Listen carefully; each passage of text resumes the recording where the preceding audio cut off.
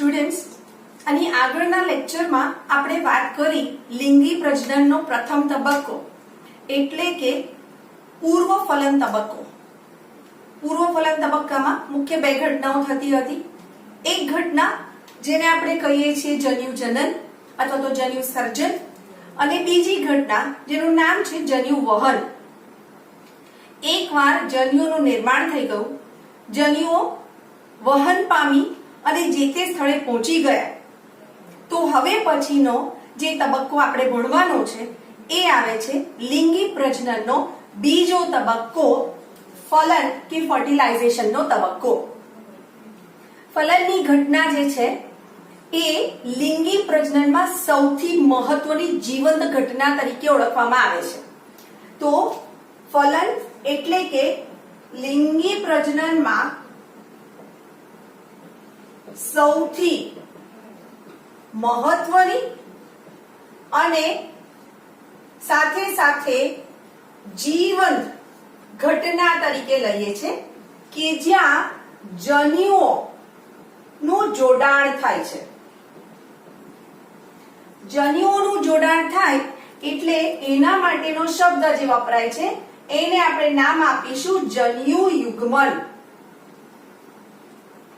જન્યુ યુગ્મન પણ કહી શકાય અથવા તો એને આપણે ફલન તરીકે પણ ઓળખી શકીએ છીએ. ટૂંકમાં આ બંને શબ્દો એકબીજા સાથે રૂપાંતરિત રીતે વાપરી શકાય છે. ટૂંકમાં એવું કહી શકાય કે જન્યુ યુગ્મન એ બીજું કંઈ નહીં પરંતુ ફલન જ કહેવાય છે. અને એકવાર ફલનની પ્રક્રિયા થાય એટલે કે એન એકકીય શુક્રકોષ ભેગો થશે એકકીય અંડકોષ સાથે, એટલે કે બંને વચ્ચે પ્લસ ની સાઇન મૂકીએ તો હવે n પ્લસ n, આ n અને નીચેનો n, n plus n 2n દ્વિકીય યુગ્મનજ અથવા તો ફલિતાંડ અથવા તો ઇંગ્લિશમાં ઝાયગોટ નું નિર્માણ થાય છે. હવે માની લઈએ કે ફલનની ઘટનામાં આ યુગ્મનજ નું જે નિર્માણ થયું અથવા તો જે નવા સજીવનું નિર્માણ થયું એ વખતે જન્યુઓનું જોડાણ થતું નથી. સો તમને એવું થશે કે ટોપિકની શરૂઆતમાં જ આપણે કીધું કે જન્યુઓનું જોડાણ થવું જોઈએ, તો હવે કેમ ના પાડવામાં આવે છે? તો એક કન્સેપ્ટ તરીકે આપણે લઈએ કે માની લો કે જન્યુઓનું જોડાણ થતું નથી.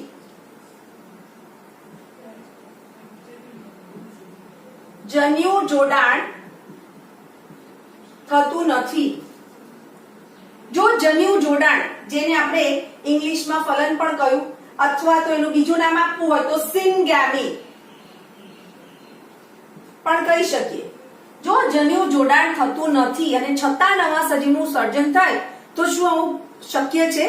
કુદરતમાં આવું જોવા મળે છે? હા, સજીવો છે. ઉદાહરણ આપું છું અહીંયા, રોટિફર્સ સૂત્રકૃમિ સમુદાયના સજીવો છે. મધમાખી, સાથે સાથે ટર્કી પક્ષીઓ, કેટલીક ગરોળી, આ એવા સજીવો છે કે જ્યાં નવા સજીવના નિર્માણ માટે જન્યુઓનું જોડાણ થતું નથી અને ફક્ત અંડકોષમાંથી જ યુગ્મનજ દ્વારા નવા સજીવનું નિર્માણ થઈ જાય છે. આ ઘટનાને અસંયોગી જનનની ઘટના તરીકે ઓળખવામાં આવે છે. ઇંગ્લિશમાં આપણે એને કહીશું પાર્થેનોજેનેસિસ. શબ્દ સમજવો હોય તો જનન એટલે સર્જન, સંયોગ થવો એટલે કે ભેગા થવું, અને અસંયોગ એટલે ભેગા ન થવા દેવું. સો ભેગા થયા વગર નવા સજીવનું સર્જન થાય છે. આ ઘટના મધમાખીમાં જો હું તમને સમજાવું તો મધમાખીમાં નર મધમાખી હંમેશા એકકીય હોય અને માદા મધમાખી દ્વિકીય હોય. આ સામાન્ય ઘટના છે. જો આપણામાં આવું હોય ને તો એને વિકૃતિ કહેવાય, પણ કુદરતમાં મધમાખીમાં આ જ જોવા મળે છે. એટલે જ્યારે મધમાખી દ્વારા શુક્રકોષનું સર્જન થશે ત્યારે એ પણ એકકીય હશે અને n માંથી n એટલે કે આવતું કોષ વિભાજન અહીંયા સમવિભાજન હશે, સમવિભાજન પ્રેરાશે. એ જ રીતના દ્વિકીય માદા શરીરમાંથી બે નવા અંડકોષનું સર્જન થાય છે જે બંને એકકીય છે. અને તમે જોઈ શકો છો કે 2n માંથી n થયું, અડધું થયું, એટલે કે અહીંયા સર્જાતું કોષ વિભાજન અર્ધીકરણ પ્રકારનું હશે. હવે કુદરતમાં જો આ શુક્રકોષ અને આ અંડકોષ ભેગા થાય એટલે કે n અને n 2n સજીવ આવ્યો તો આ 2n સજીવ જે બનશે એ અહીંયા બતાવ્યા પ્રમાણે આ 2n સજીવ માદા બનશે. જ્યારે આ અંડકોષ આગળ જઈ નર, કારણ કે નરમાં એકકીય છે, નર એવા એકકીય સજીવમાં ફેરવાશે. આ રીતે તમે કહી શકો છો કે મધમાખીમાં અસહયોગી જનન જોઈ શકાય છે. હવે અગેન જન્યુ જોડાણ નથી થતું તો શું હતું? એવી જ રીતના બીજો કન્સેપ્ટ લઈએ કે જો જન્યુ જોડાણ થતું હોય, જન્યુ જોડાણ થતું હોય તો શું? તો હવે પછીનો તરત પહેલો પ્રશ્ન એ આવે કે જન્યુ જોડાણ થાય છે ક્યાં? મોટે ભાગે જે જલજ સજીવો છે, જલજ સજીવો માં આ જન્યુ જોડાણ શરીરની બહાર થાય છે અને શરીરની બહાર થતું હોવાથી એને આપણે બાહ્ય ફલન અથવા તો એક્સટર્નલ ફર્ટિલાઇઝેશન, એક્સટર્નલ ફર્ટિલાઇઝેશન તરીકે ઓળખીએ છીએ. ક્યાં જોવા મળે છે? તો ઉદાહરણ તરીકે સજીવો જે અહીંયા છે એ ઉદાહરણમાં આપણી પાસે આવે છે મત્સ્ય, ઉભયજીવી અને લીલ. આ બધા જલીય સજીવો છે. ખાસ કરીને અસ્થિ મત્સ્ય અને દેડકામાં મોટી સંખ્યામાં જન્યુઓ પાણીમાં મુક્ત થાય છે. ધ્યાન રાખવું કે પાણીમાં મુક્ત થાય છે માટે બંને જાતિઓ એટલે કે નર અને માદા બંને જાતિઓ વચ્ચે એક સરસ મજાનો સુમેળ સાધેલો હોય, જેથી કરીને જ્યારે માદા અંડકોષ મુક્ત કરે તરત જ નર શુક્રકોષ મુક્ત કરે અને બંને પાણી દ્વારા એકબીજાને મળી અને ફલનની પ્રક્રિયા પૂર્ણ કરે. સો બંને જાતિઓ વચ્ચે એક સરસ પ્રકારનો સુમેળ સધાયેલો પણ જોઈ શકાય છે. હવે પાણીમાં મુક્ત થાય તો પાણીમાં ભક્ષકો પણ હાજર હોય, કારણ કે એક વખત કુદરતી પર્યાવરણમાં આવી જાય તેવું બની શકે કે આ જે ઈંડા બનશે એમાં જળદી સ્વરૂપે પુષ્કળ પ્રમાણમાં પોષક દ્રવ્યો રહેલા છે, તો એને ખાવા માટે બહારથી પર્યાવરણમાંથી ભક્ષકો એના ઉપર તરાપ મારશે. તો જ્યારે ફલન શરીરની બહાર થતું હોય તો આવા સજીવોને ભક્ષકો સામે ઝઝૂમવું પડે છે અને પરિણામે એવું બની શકે કે પુખ્તાવસ્થા સુધી પહોંચવા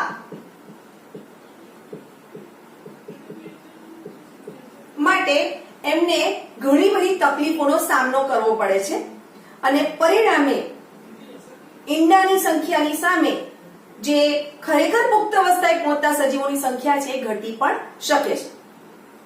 ટૂંકમાં આ બાહ્ય ફલનની વાત કરી. હવે વાત કરીએ છીએ આપણે અંતઃફલન. અંતઃફલન જે છે એટલે કે શરીરની અંદર થાય છે.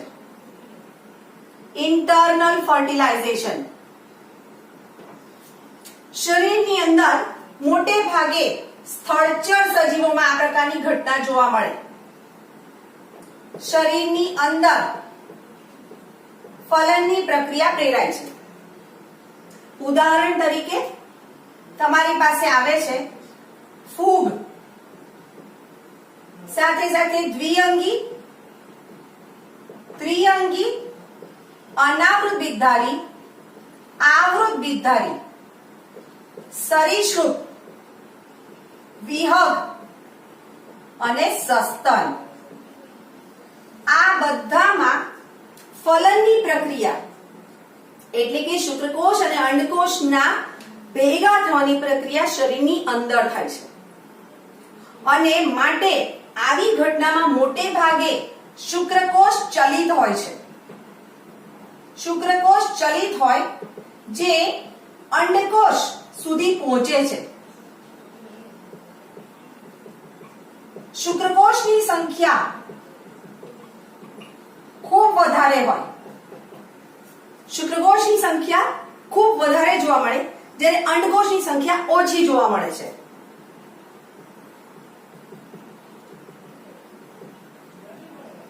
રાઈટ. અને અહીંયા ફલન શરીરની અંદર થતું હોવાથી તેમને પર્યાવરણમાં જોવા મળતા ભક્ષકોનો સામનો કરવો પડતો નથી. સરસ કાળજી પ્રાપ્ત થાય છે અને માટે જે તે સજીવને પુખ્તાવસ્થા સુધી પહોંચવા માટે એક સારું માધ્યમ પણ મળી રહે છે. સાથે સાથે જો આપણે બીજધારી વનસ્પતિની વાત કરીએ તો બીજધારી વનસ્પતિમાં નરજન્યુ અચલિત છે. અચલિત છે એટલા માટે આપણે આગળ કીધું કે શુક્રકોષ ચલિત છે, પણ અહીંયા કહી રહી છું કે નરજન્યુ અચલિત છે અને માટે તેનું વહન પરાગરજ દ્વારા થાય છે. વહન પરાગરજ જે આગળ જઈ અંકુરણ પામી પરાગ નલિકા દ્વારા એનું વહન કરાવી આપે છે. સો ફલનની ઘટના પૂર્ણ થઈ ગઈ. બીજો તબક્કો પૂરો થયો. હવે ત્રીજા તબક્કાની વાત કરીએ છીએ જેનું નામ છે પશ્ચ ફલન ઘટના, પોસ્ટ ફર્ટિલાઇઝેશન ઇવેન્ટ્સ. પશ્ચ ફલન ઘટના એટલે કે ફલન પછી શું? તો ફલન પછી તરત જ યુગ્મનજનું નિર્માણ થયું. ફલન બાદ યુગ્મનજનું નિર્માણ થયું એ ઘટના સાર્વત્રિક છે. એટલે કે યુગ્મનજ કોઈ પણ પ્રકારના લિંગી પ્રજનનમાં સર્જાવાનો જ છે. હવે આ યુગ્મનજ ક્યાં સર્જાય છે? તો બની શકે કે આ યુગ્મનજ જો બાહ્ય ફલન દર્શાવ્યું હશે તો શરીરની બહાર સર્જાશે.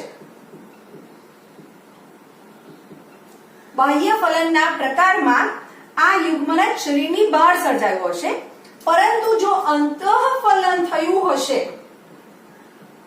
તો આ યુગ્મનજ શરીરની અંદર સર્જાયું હશે. રાઈટ. આગળના તબક્કામાં આપણે જોઈ લીધું બાહ્ય ફલન અને અંતઃફલનની ઘટનામાં, અને પરિણામે યુગ્મનજ પણ એ જ રીતે નિર્માણ પામશે.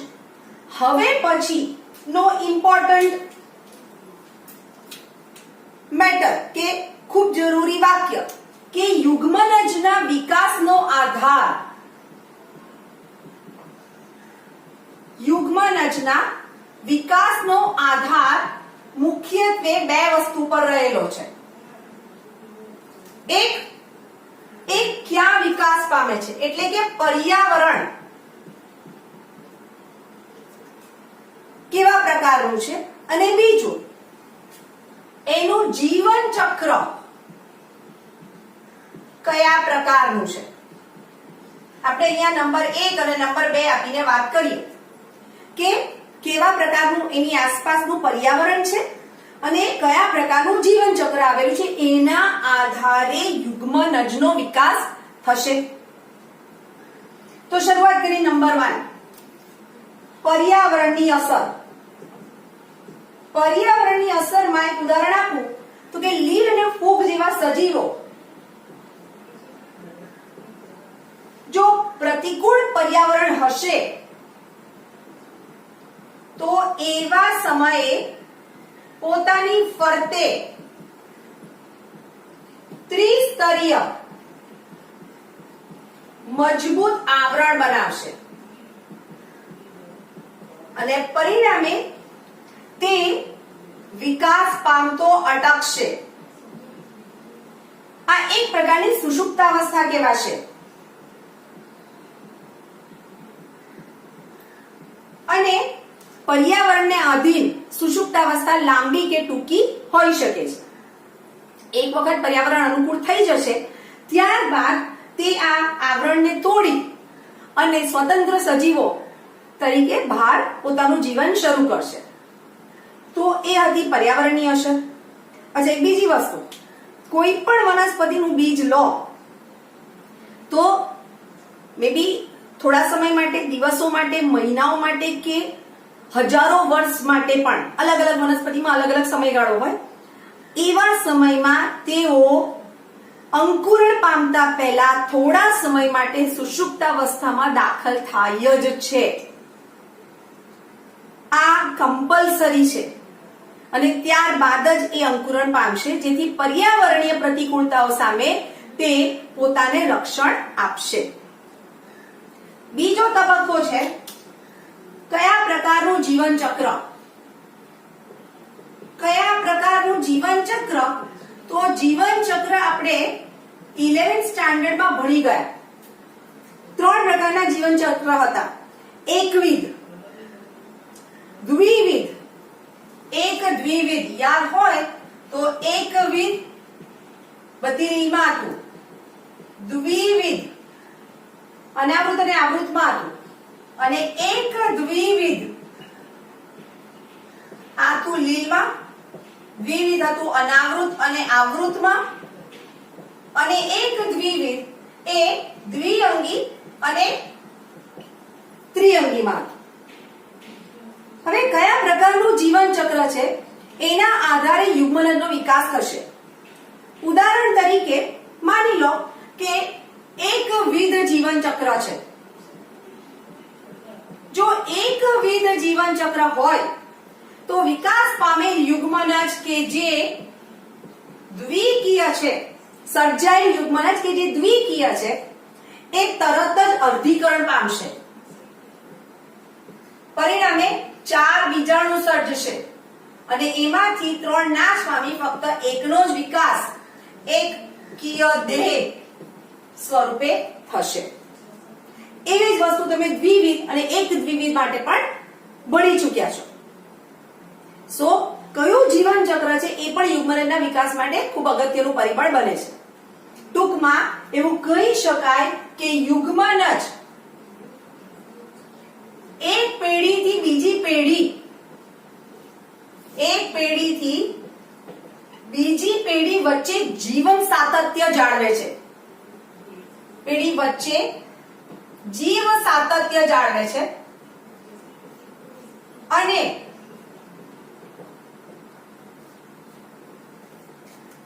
કોઈ પણ બહુકોષી દેહ હોય એના જીવનની શરૂઆત યુગ્મનજ તરીકે ઓળખાતા એક કોષથી થાય છે. એટલે બહુકોષી દેહ હોય તો પણ જીવનની શરૂઆત યુગ્મનજ તરીકે ઓળખાતા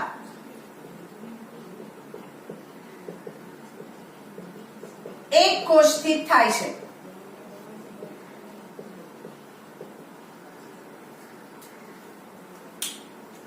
સો પશ્ચફલન ઘટનામાં પહેલો તબક્કો આપણો પૂર્ણ થયો, જેને હું વાત કરીશ યુગ્મનજ. એ તરીકે મેં આપ્યું છે યુગ્મનજ. હવેનો જે બીજો તબક્કો ભણવાનો છે એ આવશે ભ્રૂણ વિકાસનો તબક્કો. સો હવે પશ્ચફલનનો બીજો તબક્કો ભ્રૂણ જનન તબક્કો. સો બી તરીકે લઈએ છીએ ભ્રૂણ જનન. અથવા ઇંગ્લિશમાં એમ્બ્રિયો જેનેસિસ, ભ્રૂણજનન અથવા તો એમ્બ્રિયોજેનેસિસની ઘટના. ભ્રૂણજનન એટલે શું? સૌથી પહેલા વ્યાખ્યા. તો કે યુગ્મનજમાંથી ભ્રૂણનો વિકાસ, યુગ્મનજમાંથી ભ્રૂણ વિકાસ પામે આ ઘટનાને આપણે ભ્રૂણજનન કે એમ્બ્રિયોજેનેસિસ તરીકે ઓળખીએ છીએ. અહીંયા બે મુખ્ય ઘટનાઓ જોવા મળે છે અને એ બે ઘટનાઓનું નામ છે કોષ વિભાજન, કોષ વિભાજન અને કોષ વિભેદન. બે તબક્કા જોવા મળે છે. કોષ વિભાજન કે જ્યાં કોષોની સંખ્યામાં વધારો થાય, કોષોની સંખ્યા વધે છે, કોષો સતત સંવિભાજન પામતા જશે એટલે કે સંવિભાજન દ્વારા કોષોની સંખ્યામાં વધારો થવાની ઘટના જોવા મળે છે. જ્યારે બીજી છે એ ઘટના છે કોષ વિભેદન કે જ્યાં ચોક્કસ કોષોના સમૂહ રૂપાંતરણ દ્વારા પેશી, અંગ અને બહુકોષી દેહનું સર્જન કરે છે. સો પેશી, અંગ કે બહુકોષી દેહ નું સર્જન કરી આપે છે. બે ઘટનાઓ દ્વારા ભ્રૂણનું સર્જન થતું જોવા મળે છે. હવે અગેન ભ્રૂણનો વિકાસ ક્યાં થાય છે? શરીરની અંદર થાય છે કે બહાર થાય છે? એના આધારે આપણે બે પ્રકાર પાડીશું. સો ભ્રૂણ વિકાસ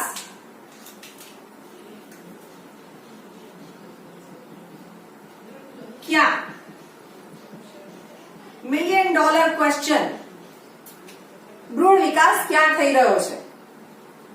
તો ભ્રૂણ વિકાસ જો શરીરની બહાર થતો હશે, શરીરની બહાર થતો હશે તો આવા સજીવોને આપણે નામ આપીશું અંડપ્રસવી, એટલે કે ઇંગ્લિશમાં નામ આપીશું ઓવિપેરસ સજીવો. ઓ અંડો મુકાયો, રાઈટ. સો આવા સજીવો માં ઉદાહરણ છે આપણી પાસે સરીસૃપ, પક્ષીઓ. આ સજીવો કેલ્શિયમ કાર્બોનેટ કવચવાળા, કેલ્શિયમ કાર્બોનેટ કવચયુક્ત ઈંડા મૂકે છે. આ ઈંડા પર્યાવરણમાં તેમના દ્વારા સેવન પામે છે અને એક નિશ્ચિત સમયગાળાને અંતે, દરેક સજીવોમાં તે અલગ અલગ હોય માટે આપણે કહીએ છીએ નિશ્ચિત સમયગાળાને અંતે, આ સેવન બાદ નિશ્ચિત સમયગાળા બાદ તેમાંથી સજીવ બહાર આવે છે. આવા સજીવોને આપણે ઓવિપેરસ અથવા તો અંડપ્રસવી પ્રાણીઓ કહીએ છીએ. ટૂંકમાં પ્રકાર કેના આધારે પડ્યા? તો કે પ્રકાર પડ્યા ફલિત કે અફલિત ઈંડા મુકાશે અથવા પછી બચ્ચાને જન્મ અપાશે. આ બે મુખ્ય મુદ્દાને આધારે આ પ્રકાર પાડ્યા. હવે માની લો કે ભ્રૂણ વિકાસ શરીરની અંદર થાય છે. જો શરીરની અંદર થાય તો આવા સજીવોને આપણે નામ આપીશું અપત્ય પ્રસવી સજીવો અથવા તો ઇંગ્લિશમાં નામ આપીશું વિવિપેરસ ઓર્ગેનિઝમ્સ. મને કે તમને કોઈ સેલ્ફી લેવાનું કે એટલે તરત આપણે પોઝ આપીએ અને યે આ જે આવ્યું ને એ વિવિપેરસ. વી ફોર વિક્ટરી નહીં, વી ફોર વિવિપેરસ.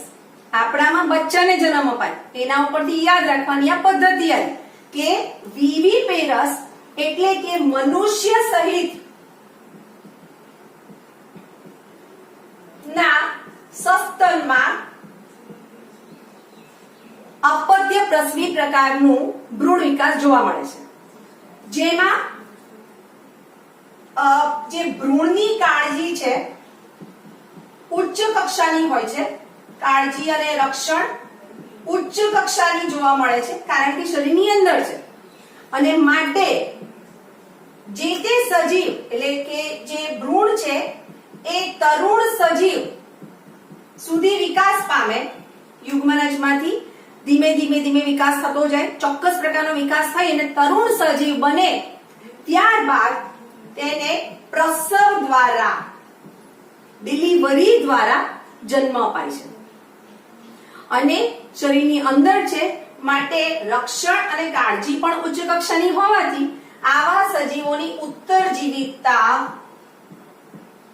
ઘણી વધુ હોય છે. ઉત્તરજીવિતાનો મતલબ આગળ કેટલું જીવશે, કેટલા ચાન્સીસ છે, એને આપણે ઉત્તરજીવિતા તરીકે ઓળખીએ છીએ. આ વાત થઈ પ્રાણીઓમાં. હવે વાત કરીએ છીએ આપણે સપુષ્પી વનસ્પતિમાં.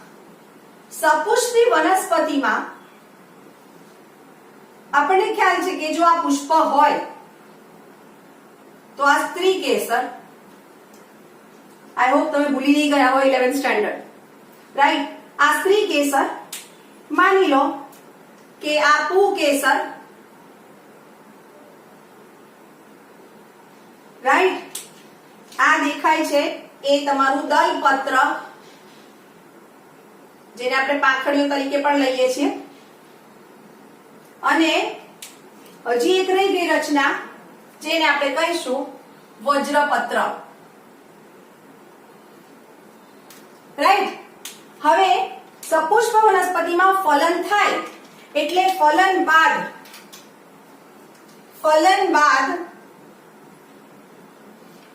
વજ્રપત્ર, દલપત્ર અને પુકેસર આટલું ખરી પડે.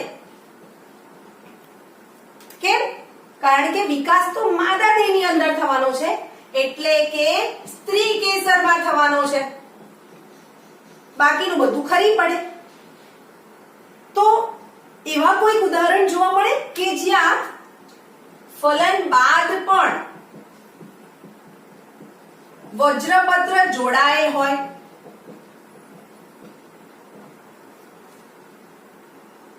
તમે જાતે શોધો કે હું જવાબ આપું? કોરોનામાં કશું યાદ નથી આવતું, રાઈટ? જવાબ આપું છું. ઉદાહરણ છે અહીંયા ટામેટું, રીંગણ, મરચું કે સ્ટ્રોબેરી. આવા અનેક બીજા ઉદાહરણ પણ છે. જો ટામેટું તમે જોયું હોય તો આ રીતના ટામેટું હોય અને એની ઉપર તમને ગ્રીન ભાગ જોવા મળે. એ જે ગ્રીન ભાગ જોવા મળ્યો એ વજ્રપત્ર. સેમ વે રીંગણ. હવે બધાને ખ્યાલ આવશે, જે લીલો પોર્શન છે એ છે આપણું વજ્રપત્ર. સેમ વે મરચું, મરચું આખું લીલું હોય પણ અહીંયાનો પોર્શન અલગથી દેખાઈ આવે, એ પણ વજ્રપત્ર. સ્ટ્રોબેરી, એમાં પણ તમને ઉપરના ભાગે જે રચના જોવા મળે છે આ રીતના, રાઈટ. આ સ્ટ્રોબેરી, તો એમાં ઉપરના ભાગે જે ગ્રીન રચના જોવા મળે છે એ વજ્રપત્ર છે. તો આવા કેટલાક ઉદાહરણ છે કે જે ફલન પછી પણ વજ્રપત્ર જોડાયેલું રહી શકે છે. અચ્છા, હવે આ સ્ત્રી કેસરની વાત કરીએ આપણે. સ્ત્રી કેસરમાં